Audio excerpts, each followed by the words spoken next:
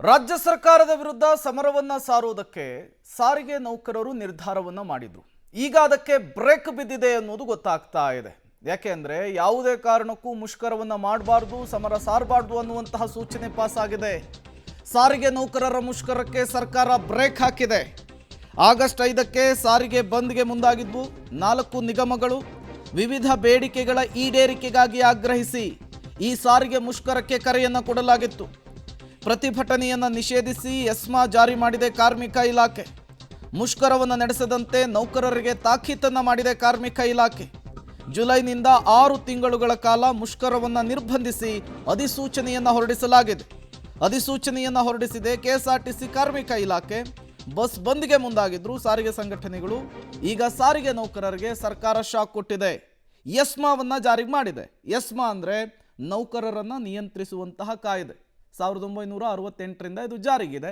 ಈಗ ಆ ಎಸ್ಮಾವನ್ನು ಜಾರಿಗೆ ತಂದಿರುವಂಥದ್ದು. ಯಾವುದೇ ಕಾರಣಕ್ಕೂ ಈ ಇಲಾಖೆ ಹಾಕಿರುವಂತಹ ನಿಯಮವನ್ನು ನಿಬಂಧನೆಯನ್ನು ಮೀರೋದಕ್ಕೆ ಅವಕಾಶ ಇರೋದಿಲ್ಲ. ಹಾಗಾಗಿ ಅನಿವಾರ್ಯವಾಗಿ 6 ತಿಂಗಳ ಕಾಲ ಯಾವುದೇ ರೀತಿಯ ಮುಷ್ಕರ ಅಥವಾ ಪ್ರತಿಭಟನೆಯನ್ನು ನಡೆಸುವುದಕ್ಕೆ ಅವಕಾಶ ಇಲ್ಲ. ಸಾರಿಗೆ ನೌಕರರ ಮುಷ್ಕರಕ್ಕೆ ಈ ಮೂಲಕ ರಾಜ್ಯ ಸರ್ಕಾರ ಬ್ರೇಕ್ ಹಾಕುವಂತಹ ಕೆಲಸವನ್ನು ಮಾಡಿದೆ. ಮತ್ತಷ್ಟು ಡೀಟೇಲ್ಸನ್ನು ಕೊಡ್ತಾರೆ ನಮ್ಮ ಪ್ರತಿನಿಧಿ ಅರುಣ, ದೂರವಾಣಿ ಸಂಪರ್ಕದಲ್ಲಿ ಜಾಯಿನ್ ಆಗಿದ್ದಾರೆ. ಅರುಣ, ರಾಜ್ಯ ಸರ್ಕಾರದ ವಿರುದ್ಧ ಸಮರವನ್ನು ಸಾರುವುದಕ್ಕೆ ಸಾರಿಗೆ ನೌಕರರು ನಿರ್ಧರಿಸಿದ್ರು. ಈಗ ಸರ್ಕಾರ ಅದಕ್ಕೆ ಬ್ರೇಕ್ ಹಾಕುವಂತಹ ಕೆಲಸವನ್ನು ಮಾಡಿದೆ. ಎಸ್ಮಾ ಜಾರಿಗೆ ತಂದಿದೆ. ವಾಟ್ ನೆಕ್ಸ್ಟ್ ಅಂತ ಹೇಳಿ ಈಗ ಸಾರಿಗೆ ನೌಕರರ ಮುಂದಿನ ನಡೆ ಏನು, ಹೇಗೆ ಹೋರಾಟಕ್ಕೆ ಪ್ಲಾನ್ ಮಾಡ್ಕೊಬೇಕಾಗುತ್ತೆ, ಏನ್ ಕತೆ ಅಂತ?